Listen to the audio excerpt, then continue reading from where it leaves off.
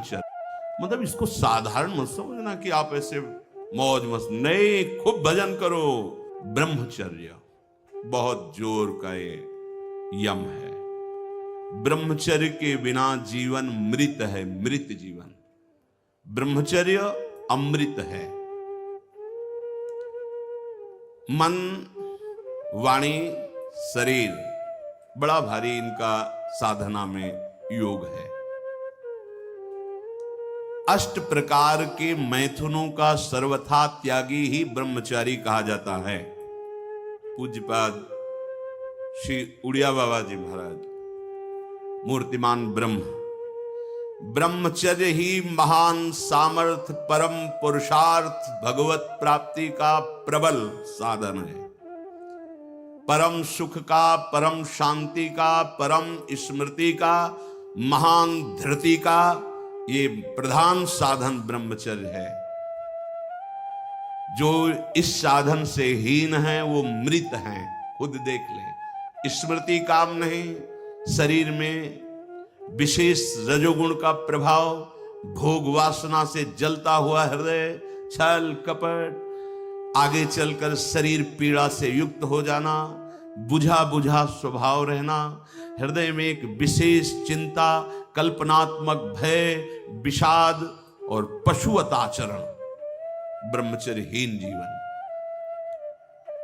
जो ब्रह्मचर्य धारण करना चाहे, भगवत मार्ग में जो चलते हैं उनके लिए तो है ही, पर जो भी परम सुख, परम आनंद और लोक में उन्नति, परलोक में परम पद, उसे ब्रह्मचर्य अवश्य धारण करना चाहिए। वैरागी के लिए नैष्ठिक ब्रह्मचर्य, आजीवन ब्रह्मचर्य। प्रवृत्ति गृहस्थ मार्ग के लिए संयम पूर्वक ब्रह्मचर्य का बर्ताव करना। जब तक पाणी ग्रहण संस्कार ना हो तब तक ब्रह्मचर्य अवश्य रहो। यदि उस समय तक ब्रह्मचर्य नहीं रहते तो तुम गृहस्थी को ठीक से नहीं चला पाओगे, वास्तविक अच्छे गृहस्थ नहीं बन सकते हो। जो तुम्हारी गृहस्थ की वृत्तियां हैं उनमें तुम सफल नहीं हो पाओगे। व्यभिचार व्यक्ति का सर्वनाश कर देता है। 20 वर्ष या 22 वर्ष की अवस्था तक तो सबको, जो भी बच्चे हैं उनको शिक्षा देनी चाहिए, ब्रह्मचर्य का ही पालन करें। बहुत सुंदर खेती गेहूं की लहलहाती हुई है, और देहाती भाषा में उसे गलेत कहते हैं। गलेत मतलब बाली निकलने को है। अब काट लो आप, एक दाना नहीं मिलेगा, और थोड़ा रुक जाओ धैर्य पूर्वक, बाली आ जाने दो, उसमें दाना पड़ने दो, और दाना पक जाने दो, तो 1 बीघा खेत में 40 मन गेहूं होगा। ऐसे ही जो आप 13-14 वर्ष की अवस्था से आपके अंदर परिवर्तन होता है, एक भोगाकर्षण होता है सबके अंदर, सबके अंदर। जो इस भूमि में जन्मा है, या भगवान या भगवत प्राप्त महापुरुष, कारक पुरुष, उसकी बात तो अलग है। अन्यथा जो भी जन्मा है, जहां 12, 13, 14 वर्ष की अवस्था होती है, काम वेदना जागृत होने लगती है। मन एक अलौकिक आकर्षण, भोगाकर्षण की तरफ भागने लगता है। एक चाह होती, कोई हमारा ऐसा दोस्त हो, कोई हमारा ऐसा प्यारा हो जिसको हम अपना जीवन समर्पित करें। ऐसा होता है, एक माया का ऐसा आकर्षण होता है। इसीलिए पूर्व में गुरुकुल भेजा जाता था, बिल्कुल भोग विलासता से दूर, एकांत में महान ब्रह्म ऋषियों के शासन में, चाहे वो राजकुमार हो चाहे गृहस्थ बालक हो, एक ही संगत में बैठाल कर अध्यात्म विद्या के द्वारा, नियम संयम यम के द्वारा उन्हें पूर्ण किया जाता था। उनका ज्ञान पूर्ण, उनका संयम पूर्ण, विचार उनका सत्य, फिर वहां निर्णय लिया जाता था। अब मैं आजीवन नैष्ठिक ब्रह्मचारी रहकर संन्यास लूंगा, अब मैं गृहस्थ में जाऊंगा। दोनों की पद्धतियां थी। गुरुजनों को संतुष्ट करके एक विरक्त मार्ग में चले जाते, गृहस्थ मार्ग में। जो गृहस्थ मार्ग में जाते, पाणी ग्रहण हुआ, उसमें भी गुरुकुल में रहकर शिक्षा मिली है, कब, कैसे, किस विधान से हमें ब्रह्मचर्य का गृहस्थ में प्रयोग करना है। ऐसा नहीं कि मनमानी व्यभिचार प्रवृत्ति। यहां तो अब ऐसे आचरणों की बढ़ोतरी हो रही जहां शास्त्र, संयम, गुरुजनों की आज्ञा, इनका तो कोई महत्व ही नहीं रह गया है। कैसी कलयुग की विचित्र मलिन चाल। जिस अवस्था में असंग रहकर विद्या का अध्ययन करना, स्वास्थ्यवर्धक चेष्टाएं करके स्वस्थ होना, समाज सेवक, देश सेवक, परिवार को सुख पहुंचाने वाला आचरण, अध्यात्म विद्या का ज्ञान, वहां छोटे से ही भोग वासना प्रवृत्ति की बढ़ोतरी, वो दोस्ती, विपरीत भावनाएं, व्यसन। समलो भाई, सबसे हाथ जोड़ के कह रहा हूं, बहुत कीमती आपका जीवन है। जिस जीवन को छोटे छोटे बच्चे गांजा, भांग, अफीम, ड्रग्स, चरस, ये क्या हो रहा है? अभी आपकी 20-22 वर्ष की अवस्था है, आप व्यसन में आसक्त हो गए, आप व्यभिचार में आसक्त हो गए, तो किस बुद्धि से आप देश सेवा करेंगे? किस बुद्धि से आप अपना उद्धार या अपने परिवार को सुख पहुंचाएंगे? ब्रह्मचर्य जीवन है, ब्रह्मचर्य जीवन है। ब्रह्मचर्यहीन जीवन मृत्यु है। पूज्यपाद सिउड़िया बाबा जी महाराज, साक्षात ब्रह्म। जिसको ब्रह्मचर्य धारण करना है, ध्यान देकर सुनिए। सबसे पहला कार्य उसकी दिनचर्या में, चाहे बच्चा हो, चाहे जवान हो, या जो कोई भी हो, सूर्य उदय के पहले रात्रि के चौथे प्रहर में ही जाग जाना चाहिए। अपने तो अर्धरात्रि के बाद ही जाग जाते हैं। चौथे प्रहर में प्रातः 4 बजे बिल्कुल जग जाना चाहिए। और जो 8-10 बजे तक सोता है, वो कोई भी हो, ब्रह्मचारी रह ही नहीं सकता, ब्रह्मचर्य रह ही नहीं सकता। वो स्वप्न दोष का शिकार होगा, वो नाना प्रकार की कुचेष्टाओं का शिकार होगा, पक्का। क्योंकि बुद्धि को सत्य प्रकाश की तरफ प्रेरित करने वाले भगवान भुवन भास्कर हैं। वो पधार रहे हो, आप सो रहे हो सैया पे, आपकी आयु, श्री, कीर्ति, बल सब नष्ट होगा। देखो ना, जो 10-10 बजे तक सोते हैं, देखो ना, उनसे बात करके देखो, एकदम ऐसा लगता है बुझा हुआ जीवन, कोई भागवतिक तेज उत्साह न वाणी में, न नेत्रों में, न तन में। क्या जीवन, मृत जीवन। सबसे पहला नियम लीजिए,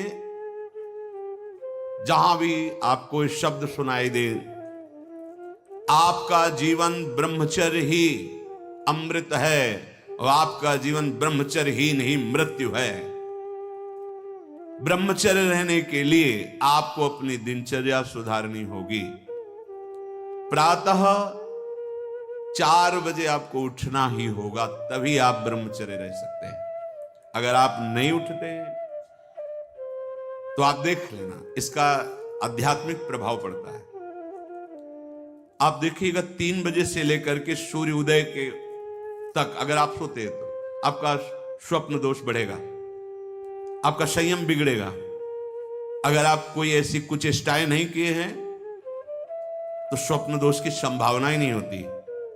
आप बाल्यावस्था से कुचेष्टाएं करते हैं, संयम विरुद्ध रहते हैं, तो आप ना चाहते हुए फिर सामर्थ्यहीन हो जाते हैं, ब्रह्मचर्यहीन हो जाते हैं। बहुत ध्यान दें, ये अध्यात्म में जैसे पूरा मकान बनने के लिए नींव मजबूत होना जरूरी है, चाहे जयखंड का बना लो आप, अगर नींव मजबूत है, नींव मजबूत नहीं तो फिर मकान ढह जाएगा। ऐसे ही ब्रह्मचर्य हर मार्ग की नींव है। चाहे जिस मार्ग में चलना चाहो, चाहे जिस संप्रदाय में चलना चाहो, चाहे लौकिक मार्ग हो या पारलौकिक, आपका ब्रह्मचर्य नींव है जीवन की। इसको मनोरंजन मत समझो। कैसी तुम्हारी दुर्बुद्धि, अपने हाथ से तुम अपना नाश करते हो। कैसी कैसी दुर्बुद्धि जागृत हो गई, सावधान। पूज्यपाद बाबा कह रहे हैं, जब प्रातः काल उठो, कोई भी हो, अगर थोड़ी भी आस्तिकता है तभी तो ब्रह्मचर्य की भावना आप धारण करोगे। तो उठकर पहला कार्य प्रभु का स्मरण। अपने तो प्रभु के स्मरण की सरसता प्राप्त करने के लिए पहले तो गुरुदेव और भक्तों का स्मरण, फिर प्रभु को। मोरे मन प्रभुस्य विश्वासा, राम ते अधिक राम कर दासा। भक्त सुमिरन से भगवान बहुत जल्दी प्रसन्न हो जाते हैं। हरि को निज यस्ते अधिक भक्तन यस पर प्यार। सबसे पहले महान भक्तों का स्मरण, उनसे हमें सामर्थ्य प्राप्त होती। जब उनका स्मरण करते हैं तो उनकी भजन शक्ति, उनकी कृपा शक्ति हमको बल देती है। हमारी दिनचर्या परम पवित्र और शास्त्र सम्मत होती है। फिर बिना, जिसे आजकल वो चल पड़ा है चाय काफी, बाबा मना करते हैं। ये दिनचर्या आप ब्रह्मचारी की नहीं होती कि आप सुबह उठे चाय पिए फिर सो, नहीं। हाँ, जल के लिए आयुर्वेद में सिद्धांत है, बिना कुल्ला व मंजन किए आप जल पिए तो जो मुख में, वो आपके उदर को साफ करेगा जाके, आपके उदर को रोग रहित करेगा जाके। अधिक से अधिक पानी, अधिक से अधिक। अगर उल्टी हो जाती तो और अच्छा होता है। जैसे आप पिए 2-4-10 कदम टहले, आपको उल्टी लगे, अगर उल्टी कर दिया तो बहुत अच्छा हुआ, क्योंकि पित्त और सब गर्मी निकल गई। नहीं हो रही, पच गया है, फिर इसके बाद आप शौच स्नान आदि क्रिया कीजिए। फिर पवित्र जब शरीर हुआ तो जैसे भजन आवश्यक है वैसे व्यायाम आवश्यक है, वैसे प्राणायाम आवश्यक है। वैसे आपको 2 किलोमीटर दौड़िए, कुछ शारीरिक ऐसा व्यायाम, कुछ ऐसे भी व्यायाम करते हैं। ये कोई व्यायाम पैरे से कर, बहुत से, ये कोई व्यायाम का मतलब पसीना निकले शरीर से, आपके शरीर को 1-2 किलोमीटर दौड़िए। अच्छा, बाहर दौड़ने का नहीं तो जगह जगह ऐसी सुविधाएं आजकल हो गई हो, ट्रेडमिल, हाँ उसमें, और ऐसे कुछ साधन है जिससे करिए। ये भजन है। अगर शरीर स्वस्थ है, पुष्ट है, तो आप भगवत सेवा, देश सेवा सब कर सकते हैं। व्यायाम और जैसे भजन आवश्यक। अगर तुम्हें व्यायाम ही करना है, तुम जवान हो और 3-4 खंड की सीढ़ी, तो नीचे आओ, नीचे से ऊपर 11 बार उतरो, दौड़ो, अभी व्यायाम हो जाएगा। नीचे सीढ़ी से शुरू करो और ऊपर तक जाओ, फिर नीचे आओ, फिर ऊपर 11 बार कर लो, देखो पसीना आ जाएगा, दौड़ो। ब्रह्मचारी बनना है तो ब्रह्मचर्य पचाने के लिए भी तो चाहिए ना।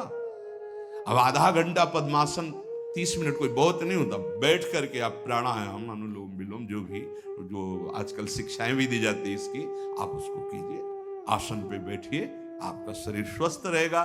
फिर अगर आप विद्यार्थी हैं तो जैसे हम शास्त्र स्वाध्याय करते हैं उसी भावना से आप आप देखो, अगर स्मृति आपकी प्रवीण ना हो तो बताना। और आहार आपका सात्विक हो। छोटे छोटे बच्चे, चाय काफी, ये अवस्था है बच्चों की, चाय काफी के, अब 50-60 की अवस्था हो गई, शरीर बहुत, वो ठीक है। ऑफिस में बहुत काम पड़ रहा है, वो थोड़ा ठीक है। अब नए नए बच्चे हैं और चाय काफी और ये व्यसन, भला ब्रह्मचर्य रह पाओगे? वैसे रह जाता है। परम पवित्र विचार वाला, परम पवित्र आहार वाला, परम पवित्र जब आपकी चेष्टाएं, तब इस महान शक्ति को धारण किया जाता है। ऐसे थोड़ी होता है। बड़े बड़े महापुरुषों से मिल मिलकर, रो रो कर प्रार्थना करके आप बताइए, उपाय बताइए, जिससे हम अपने साधन संयम को नियमित संयम में रख सके, ऐसे भाव से चल सके। आपको तो बिना किसी प्रयास के सुनने को मिल रहा है महापुरुषों की बातें। बिल्कुल समझ, आप रह के देखिएगा, एक नवीन उत्साह। और हारिएगा नहीं। आपने यदि गलत संस्कार बना लिए तो हारिए मत। कुछ समय तक बिना चाहे वो अभ्यास आपको गिराएगा, लेकिन आप बिल्कुल नियम संयम में दृढ़ रहिए, धीरे धीरे शांत हो जाएगा। ये आप धीरे धीरे शांत हो जाएगा। अब आपकी दिनचर्या में 2 प्रकार के ब्रह्मचर्य, एक आजीवन ब्रह्मचर्य, तो वैरागी का तो आजीवन ब्रह्मचर्य होता है। जो प्रवृत्ति गृहस्थ मार्ग में, उनका संयम का होता है। शास्त्र संयम के अनुसार वर्ताव करे तो उसका जीवन बड़ा सुखमय जाएगा। केवल मन के अनुसार चलने पर कि आप गृहस्थ हैं तो आपके लिए छूट नहीं। देखो, परम ब्रह्मचारी भीष्म जी अपहरण करके स्वयंवर में जीत कर जबरदस्ती राजकुमार, वो एक राजधर्म है, मैं ले जा रहा हूं राजकुमारियों को महाराज विचित्रवीर के लिए हस्तिनापुर के सिंहासन पर आरूढ़, जिसकी ताकत हो छोड़ा, वो राजाओं का है। अंबा ने तो अस्वीकार कर दिया कि या तो आपने अपहरण किया, आप स्वीकार कीजिए, नहीं तो मैं दो जो। अब वो संयम को भूल गए, महाभारत प्रसंग में है, राजा क्षमा रोग हो गया और मृत्यु को प्राप्त हो गए। बहुत सावधानी। ऐसा नहीं कि आप गृहस्थ में हो तो आप, ये कोई आपके लिए धर्म नहीं है। धर्म संतानोत्पत्ति, भगवान की सृष्टि पूजा के लिए, वो भी संयम भगवत भाव में स्थित रहते हुए। ये मनुष्य जीवन ऐसे बर्बाद करने के लिए नहीं मिला है मनमानी आचरण। यदि सत्संग नहीं सुनते, शास्त्र स्वाध्याय नहीं है, आस्तिकता नहीं है, तो चाहे स्त्री शरीर हो चाहे पुरुष शरीर हो, पशुता रहती है। क्या जीवन है? आजीवन ब्रह्मचर्य पालन करने की जिसकी इच्छा है, नैष्ठिक ब्रह्मचर्य, उसको किसी भी प्रकार से इन अष्ट मैथुनों का स्पर्श नहीं करना चाहिए, संयोग नहीं होने देना चाहिए। और जो गृहस्थ में भी, तो वो भी सावधान। पानी ग्रहण जिससे किया है वो भी समय मर्यादा के अनुसार। अष्ट प्रकार के ये मैथुन है। पहला, जब हम कोई गंदी बातें सुनते हैं, गंदी बातें देखते हैं, तब हमारे अंदर गंदी बातों का चिंतन होता है, फिर संकल्प बनता है। पहला, जो हम देखते हैं उस पे सुधार करो, जो हम सुनते हैं उस पर देखो। कोई ऐसी बात तो नहीं सुन रहे जो हमारे अंदर काम जागृत कर दे, कोई ऐसा दृश्य तो नहीं देख रहे जो हमारे अंदर काम जागृत कर दे, कहीं हम ऐसी कोई बातें तो नहीं बोल रहे हैं जो काम उत्तेजना प्रकट कर दे। तीन बातें। पहला, ध्यान दीजिए, इसी से भोग संकल्प बनता है। पहला, भोग संकल्प त्यागी। वो बनता कैसे? प्रधान बात, आपको ऐसा कोई दृश्य नहीं देखना जिससे आपके अंदर कामोत्तेजना जागृत, इसका प्रभाव पड़ता है। अभी आप कोई ऐसी बात करुणा की सुने तो आपको रोना आ जाएगा। आप कोई ऐसा दृश्य देखें तो आपका हृदय पिघल जाएगा। आप वाणी से कोई ऐसी करुणा की बात कर, आपको रोना आ जाएगा। अर्थात आपके देखने, सुनने और बोलने का प्रभाव हृदय पर पड़ता है। यदि आपका देखना, सुनना और बोलना गंदा है, गंदे का भाव आप समझ रहे होंगे, कामोत्तेजना बढ़ाना वाला है, बेकार की बातें केवल ब्रह्मचर्य की होंगी, तुम ब्रह्मचारी रह ही नहीं सकते। आप देखो गंदी बातें, सुनो गंदी बातें, बोलो गंदी बातें, और आप ब्रह्मचारी रह सको, सवाल ही नहीं उठता। जैसे आप गंदी बात देख रहे हैं, सुन रहे हैं, आप कोई चेष्टा नहीं कर रहे, तो भी आप ब्रह्मचारी नहीं रह पाओगे। वर्णन हुआ है शास्त्रों में, एक मनोवाह नाम की नाड़ी है पूरे शरीर में। ऐसा कहीं जैसे पित्त की थैली होती है, ऐसी कोई ब्रह्मचर्य वाली थैली नहीं है। ये यहां में हर नस नाड़ी में वो व्याप्त है सप्तम धातु। मनोवाह नाड़ी, जो ही आपका चिंतन विकारात्मक हुआ, वो नाड़ी घसीटती पूरे शरीर से उस सप्तम धातु को, और वो घसीट लिया। आपने क्रिया की या नहीं की, आपका चिंतन बिगड़ा हो गया, वो किसी न किसी बहाने से लघु शंका में, स्वप्न में, कैसे भी बाहर हो जाएगा, वो नहीं रुकेगा। संकल्प रहित, भोग संकल्प रहित हृदय कब होगा? जब आपका देखना, सुनना और बोलना पवित्र होगा। बहुत सावधान। आज सावधान होना तो बहुत ही कठिन है, क्योंकि मोबाइल है। जो बातें बहुत गुप्त रखी जाती थी कि नई पीढ़ी, नई समाज हमारी समय आने पर जाने। बड़े बुजुर्ग घर की माताएं बहनें, जब बेटी का ब्याह होता था तब एकांत में शिक्षा देती थी, तुम्हारा पति ऐसा, ऐसे व्यवहार करना, ऐसे चलना, अब तुम गृहस्थ में जा रहे हो तो ऐसा ऐसा। अब छोटे छोटे बच्चे बूढ़ों को समझा सकते हैं, इतना ज्ञान है उनको, क्योंकि हाथ में मोबाइल है। गूगल में सर्च करो, यूट्यूब में सर्च करो, आपको सब शिक्षाएं मिल जाएंगी, जिस मार्ग की, चाहे अध्यात्म मार्ग की या कुमार्ग की, सब भरी हुई है। और प्रायः कोई बिरला ही होगा जो मोबाइल रहित हो। जैसे भगवान सर्वत्र विराजमान है, ऐसे माया ने सर्वत्र रचना कर दी मोबाइल की। हर चीज में कुछ गुण हैं, कुछ दोष हैं। अगर मोबाइल रखो तो गुण ग्रहण करो, बहुत आवश्यक है। ठीक है, आप कहीं ऐसी जगह फंस रहे हैं, फोन कर दिए, सहयोग मिल गया, आप पुलिस को फोन कर सकते हैं, घर को फोन कर सकते हैं। जहां चिट्ठी जाती थी महीनों में, वहां मिनट में बात कर लो, बड़ी सुविधा है। लेकिन कुमार्गगामी प्रवृत्ति की सुविधा उसमें मत लीजिए।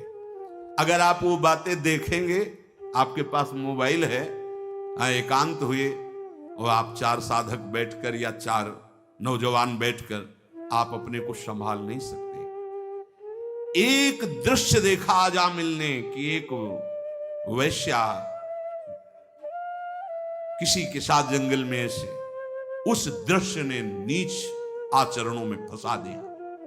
एक दृश्य देखा, सौभरी ऋषि ने मछली की 50 राजकुमारियों से ब्याह किया जाके मानधाता की।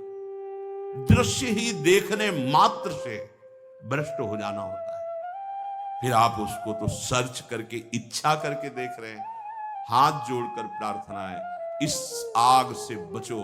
ये आग तुम्हारे सुकृतों का नाश करके, तुम्हारी जीवनी शक्ति का नाश करके तुम्हें ऐसे चिंता, शोक, ऐसे दुख में फंसा देगी, फिर नहीं निकल पाओगे। त्यागात् शान्तिरनन्तरम, भगवान ने कहा, भोग के बाद शांति नहीं, तृष्णा पैदा होती है।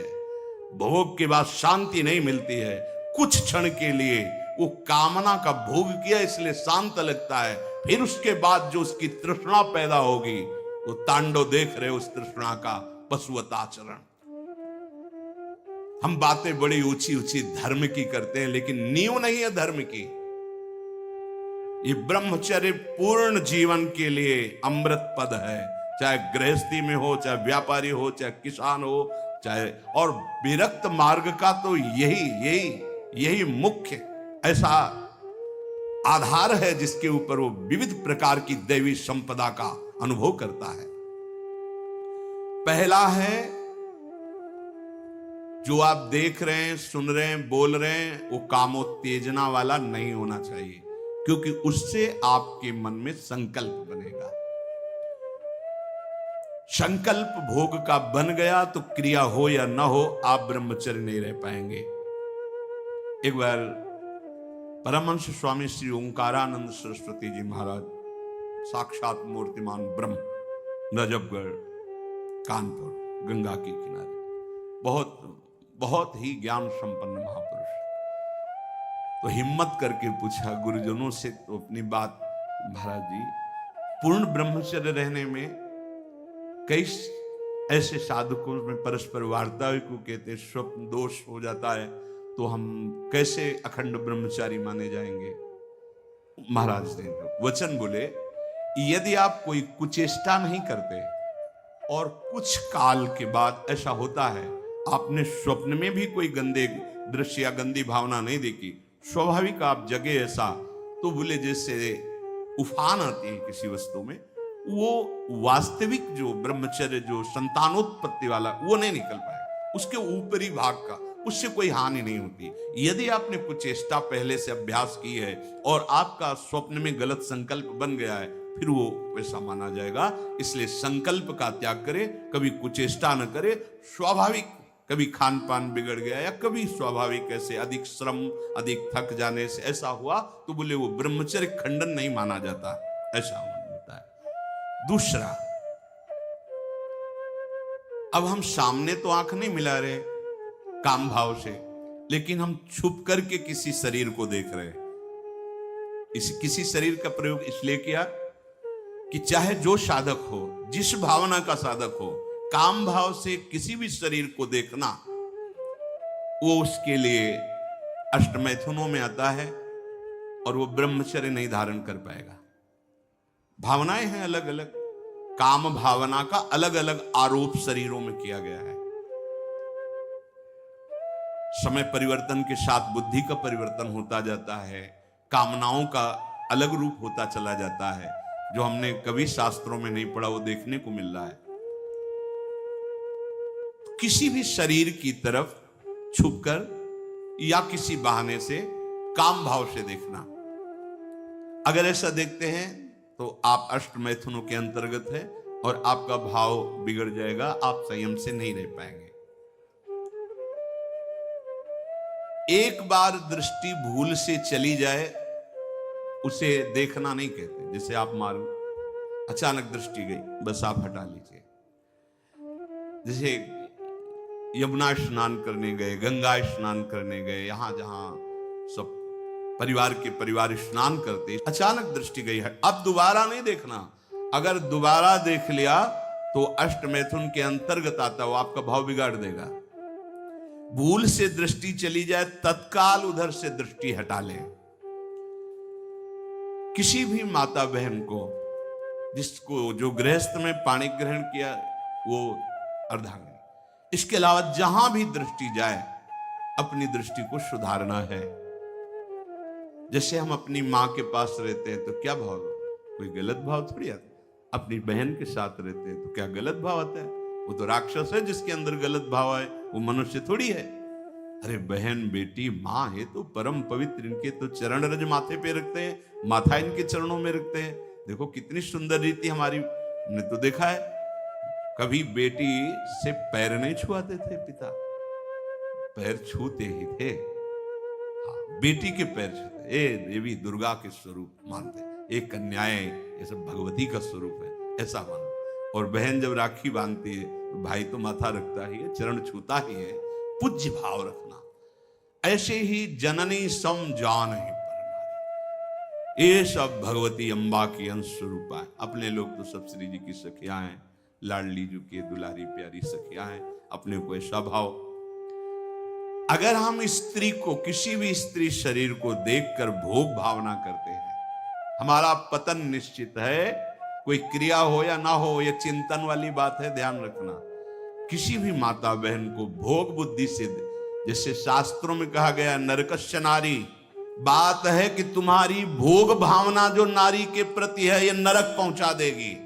त्रिविधम नरकस्येदम द्वारम नासन मात्मनः कामः क्रोधा तथा लोभा तस्मादेत्रयम् त्यजेत। माताओं बहनों की तरफ देख करके काम भाव से उनको देखना तो तुम समझ लो नरक जाने का रास्ता फिट कर रहे हो। त्रिविधम नरकस्येदम, शास्त्रों ने तो जगदम्बा कहा है, शास्त्रों ने तो मां कहा है इनको। जननी सम जानो पर नारी, कहां जगत की जो वार्ता है वो कहां शास्त्र के विरुद्ध पहुंच रही। शास्त्र उसको कह रहा है जो माताओं बहनों को गलत दृष्टि से देख रहा है कि नरक, ये तुम्हारे नरक का हेतु बनेगा जो तुम देख रहे हो स्त्री को काम भाव से। आगे कह रहे हैं किसी भी तरह से खिलवाड़ करना। बच्चे हैं, बच्चियां हैं, अब उनको तो ज्ञान नहीं है कि आप गलत स्पर्श कर रहे हैं, आप गलत ढंग से छू रहे हैं, और आप अपनी वासना का पोषण करने के लिए छोटे बच्चों को, बच्चियों को गोद में बैठा ले, खिला रहे, और आपकी भावना दूषित हो रही। ये सत्संग है, बहुत होश में सुनिए। साधु हैं या परमार्थ के पथिक हैं या गृहस्थ हैं, अंतर में बैठा हुआ अंतर्यामी देख रहा है आप क्या देख रहे हो और आप क्या सोच रहे हो। बस जो ब्रह्म स्वरूप महापुरुष हो गए, स्वयं बालकवत वो खेल रहे हो, विचरण कर, तुम्हारी स्थिति नहीं है। अंतर की वृत्ति भ्रष्ट होने में देर नहीं लगती है। वो अबोध अवस्था को प्राप्त बालक बालिकाएं हैं। भगवान का स्वरूप मानकर दूर से, अगर वैराग्य मार्ग के पथि को दूर से स्पर्श करने का अधिकार नहीं, स्पर्श करने का वो ब्रह्मबोध संपन्न महापुरुष जो स्वयं बालवत परमहंस अवस्था को प्राप्त, वो बच्चों के साथ खेलते हैं जहां कामना की कोई गंध ही नहीं, ब्रह्म स्वरूप है अपने होश में। किसी बालक को किसी भी तरह से दुलार करना, वो वात्सल्य नहीं होगा आपके अंदर, वो वासना होगी। ध्यान देना, बहुत सावधानी का विषय है ये। हम तो बच्चों के साथ खेलते हैं, नहीं, तुम बच्चों के साथ खेलते नहीं, अपनी वासना को बढ़ावा दे रहे हो। उपासक उपासना का बढ़ावा करता है। दूर से देखो, चरणों में प्रणाम करो, मेरे लाडली लाल इन्हीं बच्चों में खेल रहे, प्रणाम किया निकल गए। ऐसा किसी भी तरह से स्पर्श करने का अधिकार नहीं है। वो महापुरुष जो भगवत प्राप्त है, वो खुद वैसे धूल दूषित उनके साथ खेल रहे, उनकी क्षमता हमारे हृदय में नहीं जागृत है, चूक हो जाएगी। बहुत सावधानी का।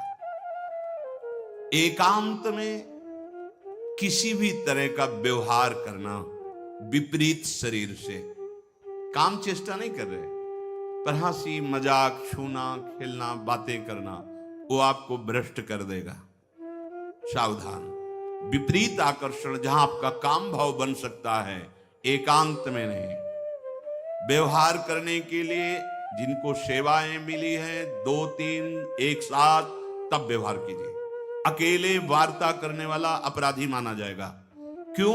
अकेले वार्ता में माना आप दूषित नहीं, लेकिन दूसरे की दृष्टि भावना दूषित हो सकती है कि ये स्त्री शरीर और ये पुरुष शरीर, कहीं कोई ऐसा तो नहीं, तो आपने गलती नहीं की, लेकिन आपके आचरण ने दूसरे की श्रद्धा बिगाड़ दी। नहीं, आपको ऐसा भी आचरण नहीं करना कि दूसरे की श्रद्धा में भी दोष आवे, क्योंकि आपका आचरण ही दूसरे के ऊपर प्रभाव डालने वाला है।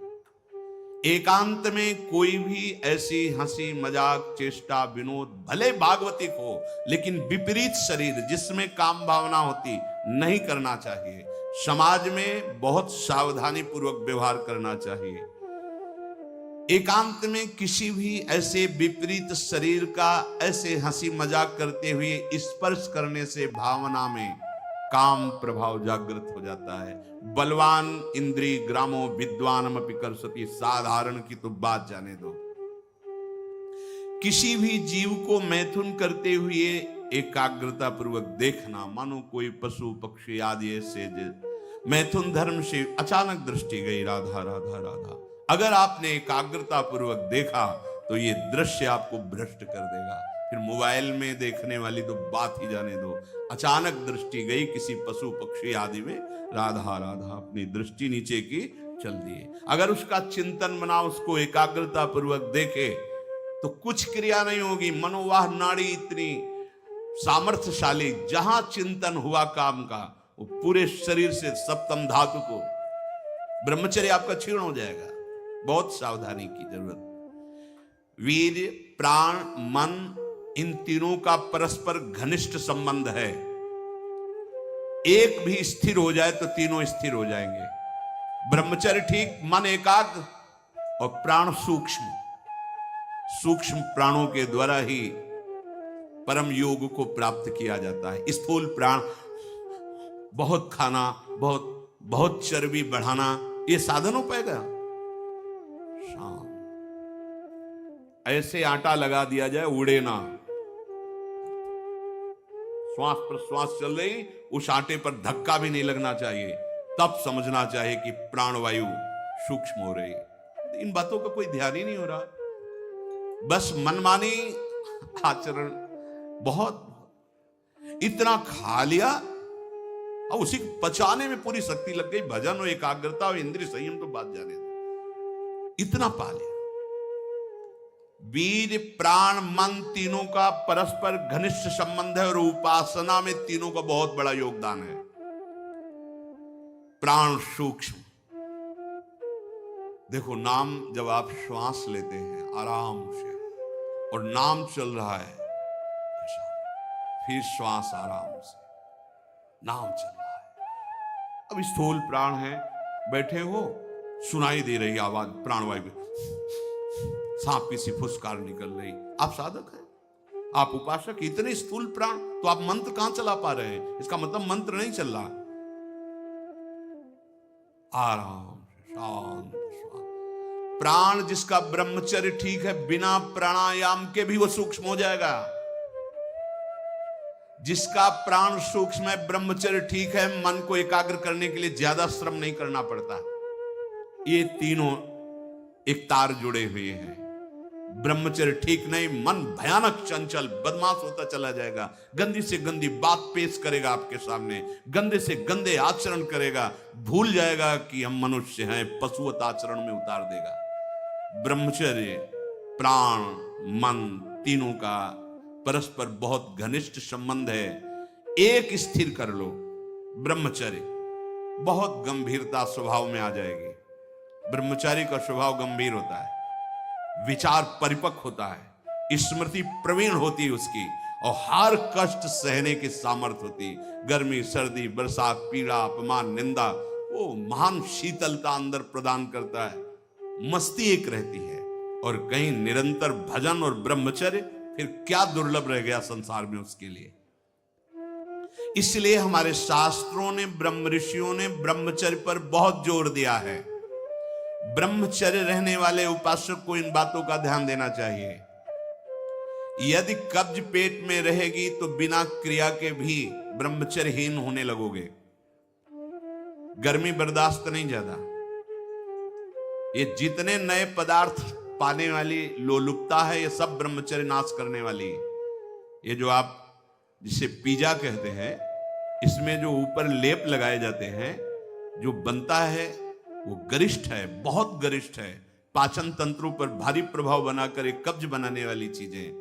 आपको ये 32 दांत दिए गए, वो अच्छे चबा चबा के लुगदी में थोड़ा खाओ, बहुत देर चबा कर स्वाद लेकर के अंदर जब किया तो जो मुख में पाचन, यहाँ वो जो थूक आदि निकलते हैं, उससे ऐसे रस होते हैं जो उसको पाचन करते हैं। बहुत संभाल, ये भोजन का बहुत योगदान है। अगर कब्ज हो रही है तो ये अनुभव में लाई हुई वस्तु है, ये ईशबगोल की भूसी और छोटी हर। जैसे 1 चम्मच 1.5 चम्मच ईशबगोल की भूसी, और अगर आप पहली बार तो आधा चम्मच वो हर, छोटी वाली हर मिला लीजिए और 250 ग्राम दूध में पा करके सेवन की। वो ऐसा नहीं करेगी कि आपका एकदम पेट साफ कर देगी। 10 दिन 15 दिन लगा, वो धीरे धीरे आपके हाथों से वो ऐसा, यही सेवन किए, बहुत समय तक सेवन किए। क्योंकि कभी ऐसे जैसे रूखा सूखा मिला, कभी ना मिला, तो ऐसे कब्ज की तो ये पास रखते थे, थोड़ा ईशबगोल की भूसी और हर। दूध ना मिला तो थोड़ा पानी से ले लिया, थोड़ा कम प्रभाव पड़ेगा, पर वो धीरे धीरे। अति ऐसी औषधियां जो आंतों को जाके, वो भी नहीं ठीक है, क्योंकि वो सीधे इतनी गर्म होती है, ब्रह्मचर्य का नाश कर देगा। बहुत संयम की आवश्यकता है ब्रह्मचर्य के लिए। तो कब्ज मत होने दीजिए, और जल की कमी नहीं होनी चाहिए। 2.5-3 लीटर जल तो होना चाहिए। आपकी जो एसिड बनती है, आपकी आप लघु शंका जो होती है, उससे आपके स्वास्थ्य को लाभ मिलता है। सुबह से शयन तक 2.5-3 लीटर पानी पीना ही चाहिए, यदि आप संयम से चलना चाहते हो। मैदा और गरिष्ठ वस्तुएं, चाय और कॉफी ब्रह्मचारी के लिए निषेध है। अब नौजवान बच्चे हैं, चाय और कॉफी भैया काहे को? 60-50 की अवस्था है, शरीर थोड़ा रुग्ण जैसा, तो आप चाय आदि ले लीजिए। आपको चाय की क्या आवश्यकता है? आपका तो ब्रह्मचर्य खुद इतना पावरफुल, चाय और कॉफी तो विघ्न है आपके लिए। बहुत कलयुग का बड़ा भारी प्रभाव है। आगे कह रहे हैं कि अत्यंत आवश्यक हो तो शरीर जिसका रोगी है उसकी सेवा के लिए अगर आपको सेवा लगाई गई है, या किसी को सेवा कार्य के लिए, ऐसे बकाया किसी को स्पर्श मत करो, क्योंकि सबके शरीरों में परमाणु होते हैं, अपने अपने स्वभाव, अपने अपने आचरण, शरीर में, वस्त्र में, सैया में। एक विश्राम स्थली पे जो आपकी सैया है, आप कैसे सोते हैं उसमें उसके परमाणु हैं, वस्त्र में परमाणु हैं, शरीर में परमाणु हैं। अगर आप ऐसा ही व्यवहार रखेंगे तो आप लड़ नहीं पाएंगे, आपके परमाणु इतने पुष्ट नहीं होंगे कि आप विकारों पर विजय प्राप्त करें। स्वाभाविक भीड़ में कोई छू रहा हो बात अलग है, हमें छूने की चेष्टा, अगर किसी रोगी की सेवा तो फिर विचार नहीं करना है, कोई सेवा पे है तो हमें विचार नहीं करना है। स्वाभाविक ऐसे हंसी मजाक या व्यवहार में हम बचें, स्पर्श से बचें। यहां वो छुआछूत वाला स्पर्श नहीं, अपने परमार्थ को पुष्ट करने की बात है। कभी किसी को मजाक में भी अश्लील बातें मत करो, मजाक से भी। जैसे हंसी मजाक में आप ऐसे, उसका प्रभाव पड़ेगा, वो शब्द है, वो आपके अंदर पहुंचेगा, मनन करेगा और फिर वासना जागृत कर देगा। आप कोई ऐसे कपड़े बनावटी मत पहनो, आप अपने शरीर की वेशभूषा ऐसी मत बनाओ, आप ऐसे शौकीनी प्रकट मत करो जिससे तुम्हारा शरीराभिमान पुष्ट हो, इससे काम बढ़ेगा, इससे वासना बढ़ेगी। बाबा कह रहे हैं कि ऐसे कपड़े, ऐसी सजावट, ऐसी बनावट, ऐसे लेपों के लगाने से शरीराभिमान पुष्ट होता है और आपकी काम वासना बढ़ती है। शरीर मन बुद्धि किसी की भी उन्नति नहीं होती जो शरीर सजाने में, शरीर के, उससे सब बिगड़ जाता है। देहाभिमान, देह भाव पुष्ट होता है, देह भाव पुष्टता में ही सारे विकार अपना राज्य करते हैं। बहुत सावधानी की जरूरत है, बहुत सावधानी। बड़ा पवित्र वेश, पवित्र वस्त्र पहनो, हाँ, सावधानी पूर्वक चलो। इससे कोई वीआईपी पना प्रकट नहीं होता, इससे आपकी मन की, आपकी बुद्धि की, आपकी चित्त की दशा गलत मार्ग में चली जाएगी, क्योंकि शरीर भाव आप पुष्ट कर रहे हैं, शरीर को दिखाना, शरीर का सजा। हम ये नहीं कहते कि आप बाबा जी बन जाओ, आप सब पूरे मुख में रज लगाओ, ये तो हम लोगों के लिए, पर आप उचित ऐसी सभ्य पोशाक हमारे देश की रही है, बड़ी मर्यादापूर्ण रही है, आप उस पर ध्यान दीजिएगा। क्योंकि आप ऐसे जैसे शरीर सजाना से, इससे आपको दुख मिलेगा, आपका मन वासना में हो जाएगा, आपकी भावनाएं दूषित हो जाएंगी। संत समागम तो शरीर राग नष्ट करने के लिए, परमानंद आप भजन करो, देखो आपको ऐसा सौंदर्य प्राप्त होगा, अंदर आपका ऐसा सुंदर रूप होगा। देखो ना, आचार्य चरण कहते हैं, लक्ष्मी कोटि विलक्ष लक्षण लसल लीला किशोरी सतई राधाध्यम ब्रज मंडले मधुरम राधाभिधानम। जो हमारी स्वामिनी जी के दासी भाव को प्राप्त होता है, उसको इतना सुंदर रूप मिलता है कि करोड़ों लक्ष्मी आश्चर्यचकित हो जाएं, ऐसा राधा दासी का स्वरूप होता है। ए इधर आओ, इतना सुंदर रूप प्रिया प्रीतम का, इतना सुंदर रूप आपका, और ऐसे महासुख में निमग्न होना। ये चमड़ा सजाते रोज सजाते तो कितने जन्म बीत गए, और इसी चमड़े में आग लगाई जाएगी, यही चमड़ा गाड़ दिया जाएगा। प्यारे, कुछ समय के लिए मिला है, इसी से तो राग मिटाने का अवसर है। आप इसको सजा के और वासनाओं के खेल में उतर रहे हो, कितनी बड़ी हानि कर रहे हो। अभी आप समझ नहीं रहे, इसलिए आपको बुरा लग सकता है कि हमारे पहनावे पे बोल रहे हैं, हमारे ऐसे। नहीं, आप अच्छे से अच्छे कीमती वस्त्र पहनिए, पर उसकी सादगी होनी चाहिए। आप अच्छा पाइए, आप अपने उचित शरीर का श्रृंगार कीजिए। सुंदर मनुष्य शरीर मिला है। देखो, जो पशु श्रृंगार करने योग्य नहीं, वो तुमसे भी सुंदर होते हैं। कैसी रंग बिरंगी है उनके सब बाल, और देखो सब एकदम सुंदर, भगवान रचा, उन्होंने रचना की है। तो आपके तो हाथ हैं, आप अपना, पर उतना जिससे आपका हृदय मलिन होकर वासनाओं के प्रवाह में न बह जाए, या हमारे को देखकर किसी के हृदय में ऐसा गंदा भाव ना आ जाए। दोनों, अपने को बचाओ और दूसरों को भी। जो तुम्हारे मन में काम भाव पैदा कर दे, ऐसे पदार्थ मत पाओ। अनुभव करो, भोजन पाते हो, पाने के बाद भजन में मन लग रहा है या वासना में जा रहा है? वासना में जा रहा तो क्यों जा रहा है? क्या आज नया पदार्थ पाया, और उस पदार्थों को जीवन भर के लिए छोड़ दो। अनुभव करो, जब कभी किसी साधु को पवाना हो तो नाम कीर्तन करना, कोशिश करना कि आपका चिंतन भी भागवतिक हो, क्योंकि उसका प्रभाव पड़ता है। आप जो बनाते हैं उसका प्रभाव पड़ता है, एकदम शीशे की तरह अंतःकरण हो जाता है, एक एक बात दिखाई देती है। तो जिन पदार्थों के पाने से, जैसे प्याज लहसुन मना किया जाता है, ये वैसा निषिद्ध नहीं कि जैसे मांस आदि, ऐसा ये तमोगुण पैदा करके वासना प्रवृत्ति को बढ़ाता है, इसलिए मना किया गया है कि अगर आपको दीक्षा लेनी है, आपको भजन मार्ग में चलना है, तो रोकना पड़ेगा।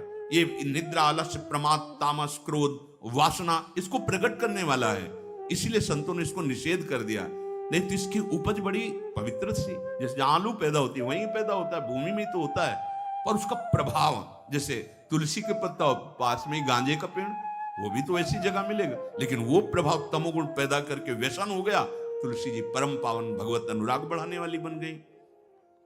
और कोई भी सुगंधित पदार्थ जब तक प्रसादी न हो तो शरीर में नहीं लगाना चाहिए, इसका प्रभाव पड़ता है, रजोगुण पैदा करके भोग वासना प्रकट करता है। श्री जी को अर्पित तो भक्ति हो गई हमारी श्री जी की श्री अंग की गंध है, या औषधि के लिए आप ले सकते हैं। नियमानुसार व्यायाम, भोजन उतना जो पच जाए। अगर आपको शाम टाइम लगता है कि खट्टी डकार आ रही, पचा नहीं, तो फिर बैठने की जरूरत नहीं, उपवास करो, दूसरे दिन पाना, कोई मर थोड़ी जाओगे, आपके हाथों को थोड़ा विश्राम मिला। प्रतिदिन सोते समय दांतों की सफाई करके सोएं। आपके दांत ठीक होने चाहिए, क्योंकि आप अच्छे से चबाएंगे तब आपकी पाचन शक्ति ठीक होगी। 2 बार स्नान ब्रह्मचारी को अत्यंत आवश्यक है। और यहां पेट में ठंडा ठंडा जल, ऐसे यहां तो कई बार जल डालिए, जैसे ऊपर स्नान किया, फिर आधे यहां नाभि से लेकर 10 कमंडल कम से कम, ऐसे आराम आराम से आपके ब्रह्मचर्य की बहुत पुष्टता होगी और आपकी गर्मी शांत होगी। रात्रि के समय, सोते समय विचार कीजिए आज हमसे कौन सा विचार, कौन सी चेष्टा ऐसी गलत हुई जो नहीं होनी चाहिए, और उसको नियम लेकर दूसरे दिन से ना होने पावे। आप खुद विचार कीजिए। मांस और शराब और कोई भी नशा, ये तो कहीं प्रवेश ही नहीं है, पर धोखे से भी कभी बिल्कुल नहीं। ब्रह्मचर्य रहना है, भगवत प्राप्ति करना है, तो आप वृत्ति भगवदाकार है। अब वो खेल खेले, उनकी बात अलग है। महापुरुषों की वो तो 10 तोला जहर भी खा के पचा जाते, ऐसे संत हुए। एक संत थे, पूज्य बाबा के चरित्र में पढ़ा, कूटस्थ उनका नाम था, कूटस्थ महात्मा। उन्होंने आजीवन नियम लिया था कि ऐसे खप्पर कर दिया, जो डाल दिया वो खा जाएंगे, क्या है उसे कोई मतलब नहीं। तो कुछ उद्दंड लोग जब उस नगर में गए और ये बात सुना, तो उन्होंने विषैला सांप पकड़वाया और उसको उबाल करके हाथ में आया, ऐसे देखा और मुस्कुराए।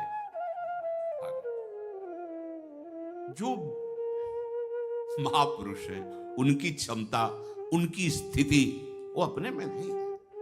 उसमें लिखा था पागल। एक दिन जंगल में किसी पेड़ के नीचे बैठे थे, किसी गांव में चोरी हुई थी, लोग उन चोरों का पीछा किए हुए थे, वो आराम से बैठे हुए इनके पास आए, बोले तुम भी उन चोरों में शामिल थे? उनका तुम्हें जो दिखाई दे रहा है तुम देखो, तुम्हें क्या दिखाई दे रहा है?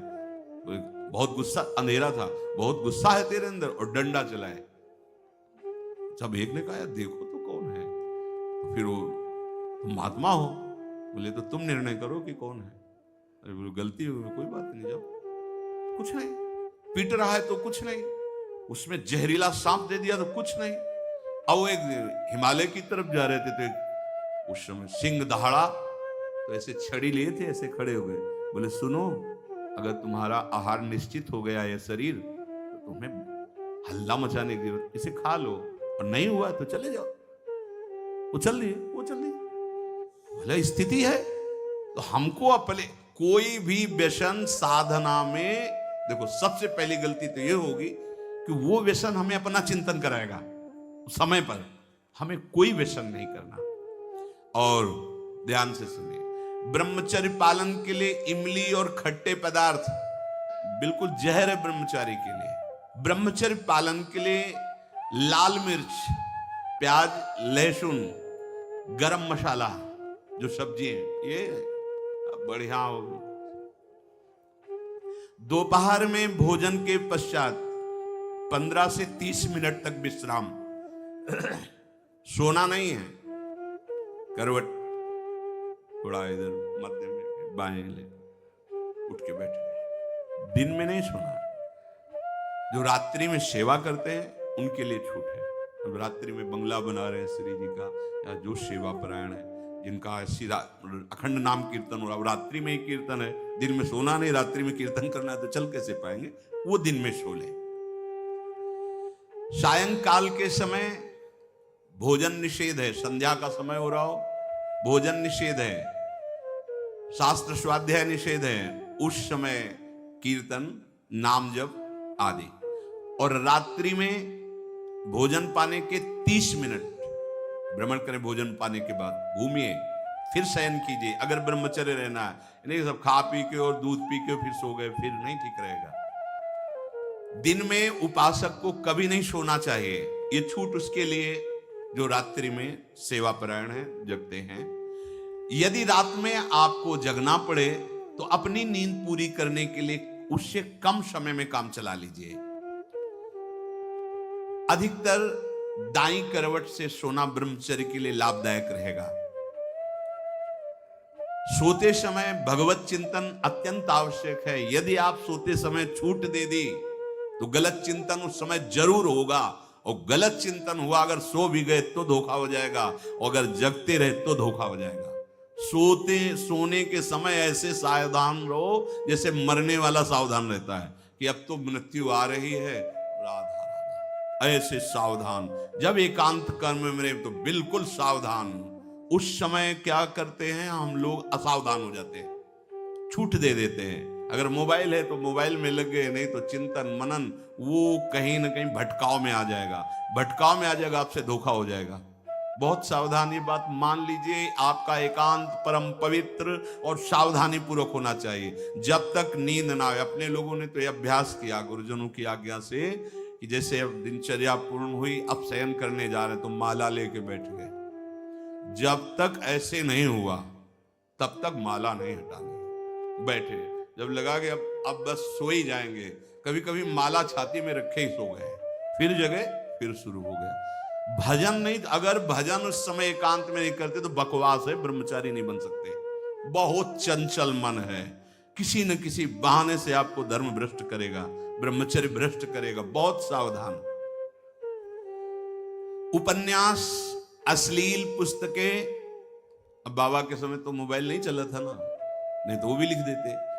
ये कभी ना पढ़ें, ऐसी कोई बातें ना पढ़ें, ऐसे कोई दृश्य ना देखें। ब्रह्मचर्य जो साधना है, इसमें व्यर्थ समय नष्ट करने वाला ब्रह्मचारी नहीं रह सकता। आप अपने कार्य में रत रहिए, कार्य से विलग है तो आपका चिंतन ब्रह्मचर्य की पुष्टता के लिए भगवत चिंतन, महापुरुषों के चरित्रों का चिंतन, इससे आपकी बुद्धि प्रवीण होगी और आपके अंदर जो मनोवासनाएं हैं उनका नाश होगा। फिल्म, सिनेमा, नाटक देखने वाला कभी ब्रह्मचारी बन ही नहीं सकता। अब देख लो भाई, सावधानी पूर्वक। इसलिए ब्रह्मचर्य ये महान साधना की भूमिका है। अपरिग्रह, ये पांचवा है। अपरिग्रह,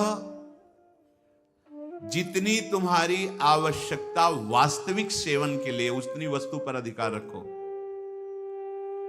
इसके बाद जो भी वस्तु गोविंद ने दी है, परिवार सेवा, जगत सेवा, ऐसा, या आप विरक्त हो, वह उतने अधिकार, जितना वस्त्र, जितने पे सोरे, जितना भोजन। कल क्या मिलेगा ये हमें चिंता नहीं करनी है, हरि गुरु जाने। कल की अगर विरक्त को चिंता है तो वह विरक्त नहीं है। और गृहस्थ को चिंता होनी ही चाहिए कि कल परिवार कैसे चलेगा। गृहस्थ का संग्रह प्रधान और विरक्त का संग्रह रहित जीवन। हरि गुरु जाने कैसे भरण पोषण करेंगे। अपरिग्रह ये बहुत बड़ी सिद्धि है। भोग्य वस्तुओं का अपने लिए संग्रह ना करना और भोगते समय ये ध्यान करना शास्त्र आदेश है कि नहीं। कोई भी वस्तु पदार्थ अगर ऐसे रहा जाए तो कह रहे हैं कि अहिंसा का पालन करने वाले का प्रभाव पड़ता है कि उसके सामने हिंसक वृत्ति वाला भी आ जाए तो दैन्य हो जाएगा, हिंसा वृत्ति नहीं रहेगी। और सत्य का पालन करने वाला वाणी से जो बोल देगा वही हो जाएगा, पक्का पक्का। अगर आप झूठ नहीं बोलते और सत्य का पालन करते हैं तो ठीक वैसा ही हो जाएगा। आस्ते जो इसने कभी किसी चोरी आदि, ये जो अभी पीछे वर्णन हुआ, नहीं करता तो साफ दिव्य रत्न जो चाहेगा उसके अंदर संपत्ति के रूप में जागृत हो जाएगा। जैसा वैभव चाहेगा वैसा वैभव आ जाएगा। और ब्रह्मचर्य का पालन करने से शारीरिक मानसिक दिव्यता प्रकट हो जाती है और महान पराक्रमी संकल्प वाला बन जाता है। संकल्प वाला, भुजदंड भले ऐसे ना हो पर उसका संकल्प ऐसा होगा कि जो चाहेगा वो कर सकता है। अध्यात्म बल परिपूर्ण। और अपरिग्रह, वो जन्म जन्मांतर की बातें जानने लगेगा। उसके अंदर ऐसा ज्ञान जागृत हो जाएगा कि भूत भविष्य वर्तमान तीनों काल का, जो केवल धर्म संज्ञक भोगों को भगवत प्राप्ति के लिए भोगता है और अपने लिए भोगों का संग्रह नहीं करता, समाज सेवा, परिवार सेवा, भगवत सेवा भाव, तो उसके अंदर ऐसा ज्ञान जागृत होता है कि जन्म जन्मांतरों की बातों को जान लेता है। ब्रह्मचर्य से सारी सिद्धियां जागृत हो जाती है। इसलिए परमार्थ के पथिक में बड़ी दिव्यता होती है। इन दिव्यताओं का जो आज वर्णन हुआ, इनका मनन करें और भगवत बल से इनको धारण करें। श्री राधा